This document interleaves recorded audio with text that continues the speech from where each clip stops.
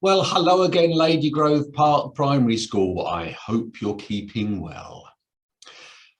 I understand from one of your teachers that you've been looking at the various foods that different cultures and countries enjoy this time of year as we approach Easter. So I've been asked to have a little think about, well, what happens in the United Kingdom? And so I'm just going to get my screen up to show you what I think goes on in the United Kingdom. You might find other parts of this country might go, oh no, we do something slightly different, but this is my understanding. So I think before I actually talk about Easter food, it's worth remembering where this all fits in, because the last 40-something days have been what the church calls Lent, and it's a time of preparing for Easter, as it were. And it also remembers something that's described in the Bible, in that before Jesus spent some 3 years wandering around Israel, teaching and doing some incredible things, he went for a time sort of preparing for his work. He went into what's described as the wilderness and spent time in prayer and thinking and really fasting, not eating much, not eating anything, some people say, and only having little sort of sips to drink. And so the Christian church decided that we should try and do something similar as a preparation for Easter. And when it was first decided, which was in 325 AD, it was decided that we would only have one meal a day, and that would be in the evening. You'd have to go through the whole day without eating, and then you weren't allowed any meat or any fish or any animal products at all for that whole time of Lent.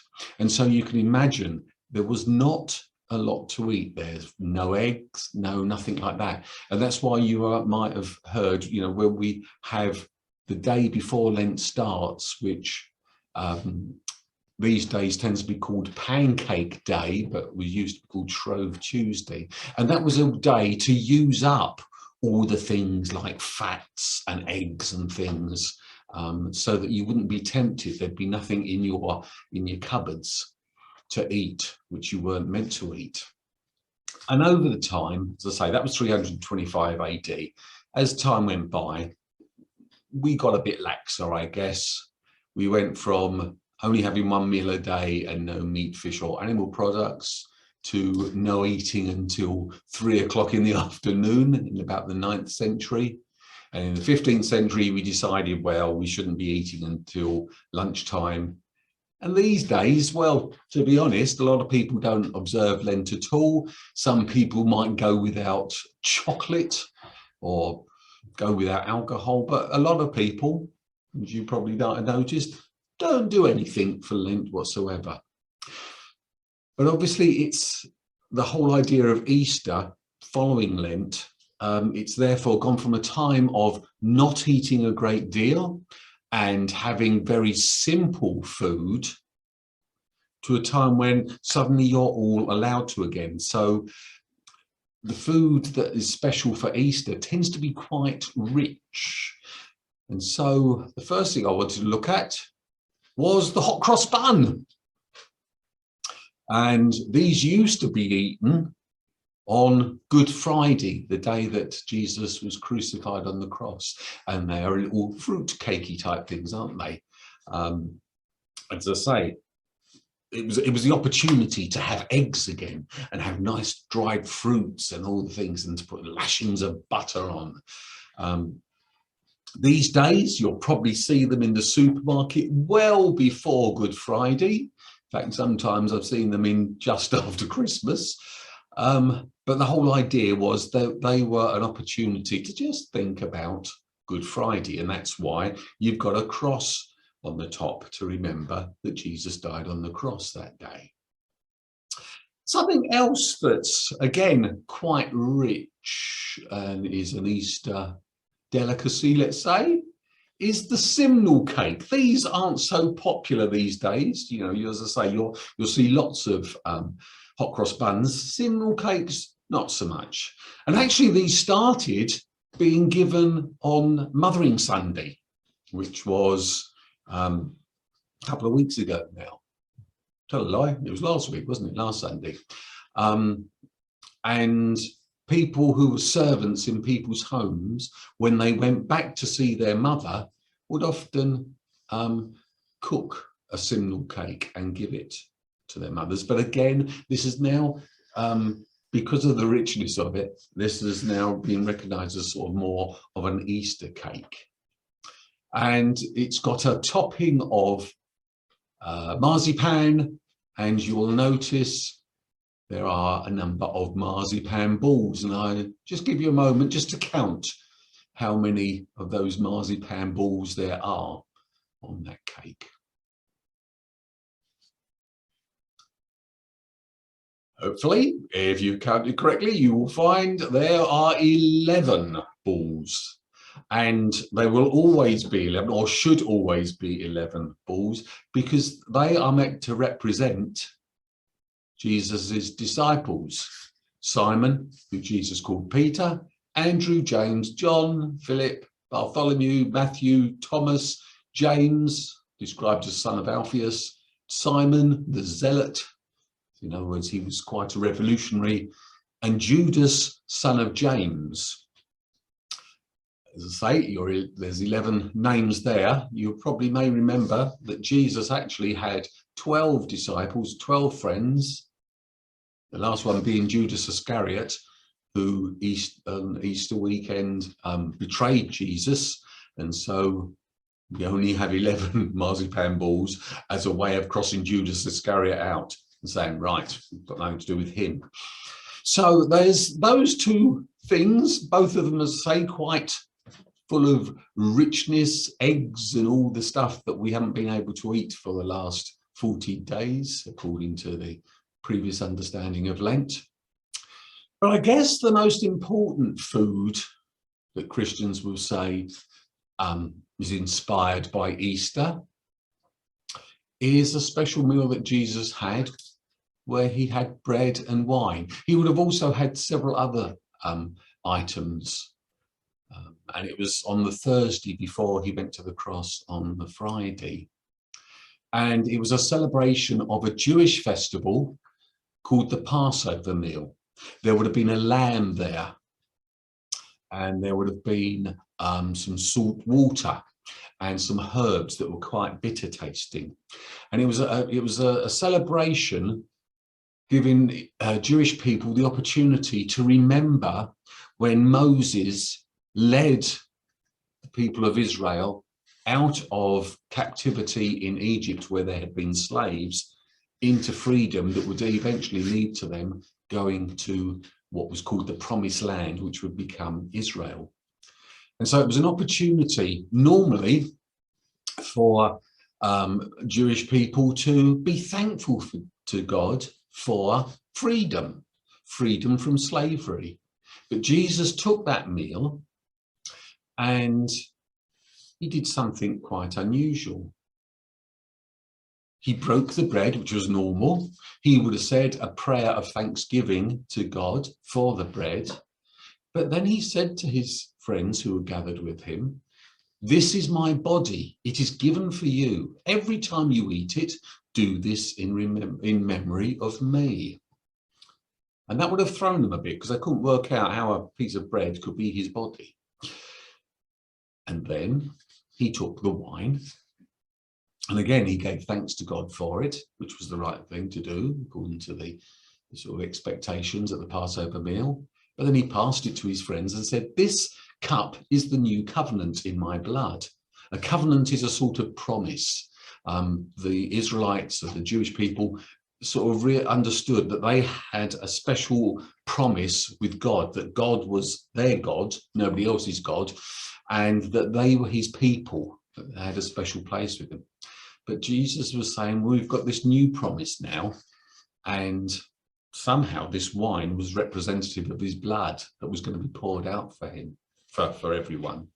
And obviously at the time, the disciples were quite thrown. They didn't know what it meant. But we would soon know, because Jesus died on a cross.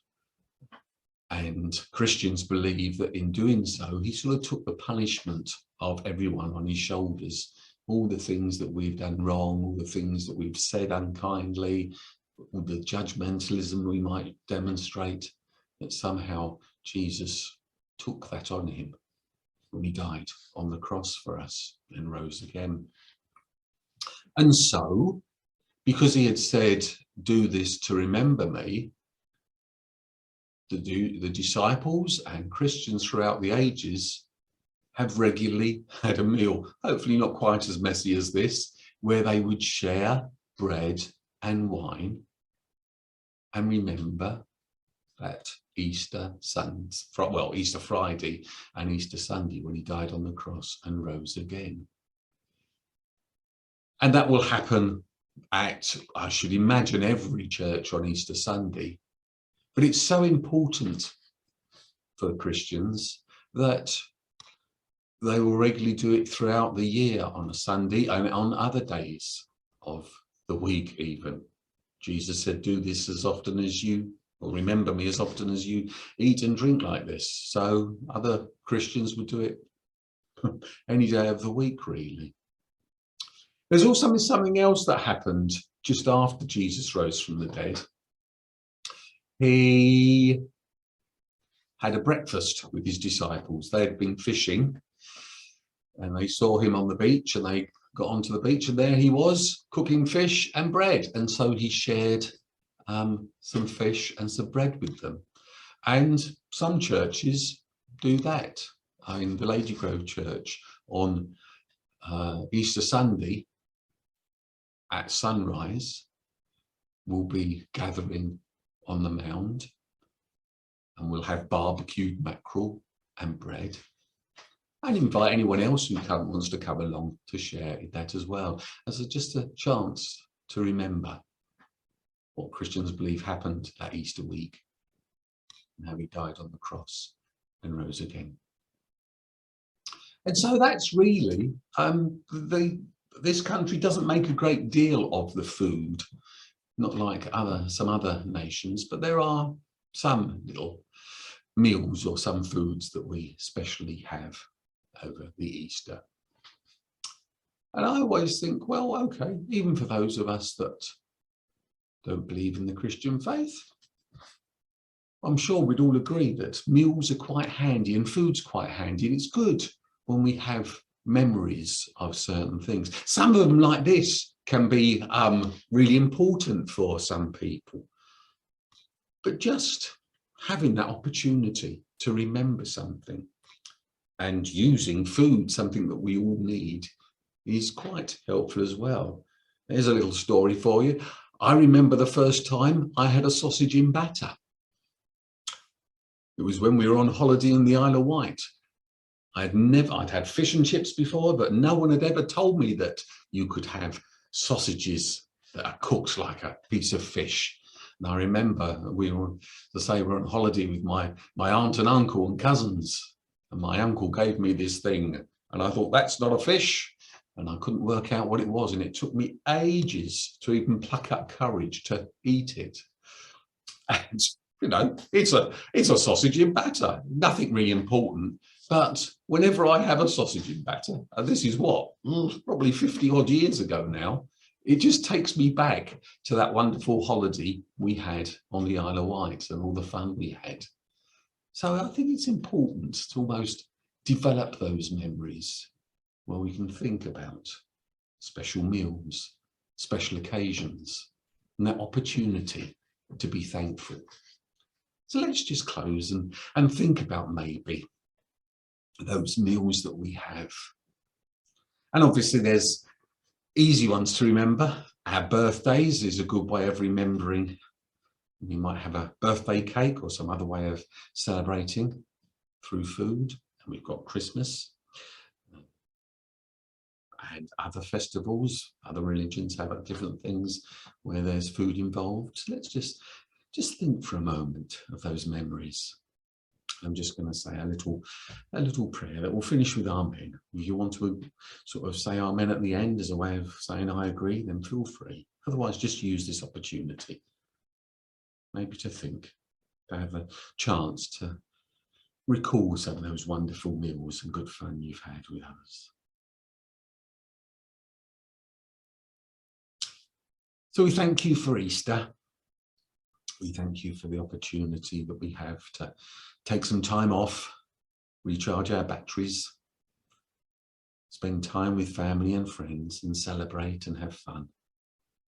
And we thank you for special food and special meals that give us the chance to recall times in our lives, special occasions, special people. Help us to find that opportunity to be thankful, but also to create happy memories in other people's lives. And thank you for food. Help us to be ever mindful of those who are not so fortunate and don't have stomachs as full as ours. And help us to play our part in finding ways of providing food for others. Amen. So, thank you for listening. I hope you have a good Easter, a good break, particularly you teachers working so hard at the moment. I appreciate that. So thank you, teachers. I hope the children will be thanking you as well. And I'll see you again after Easter. Take care. God bless.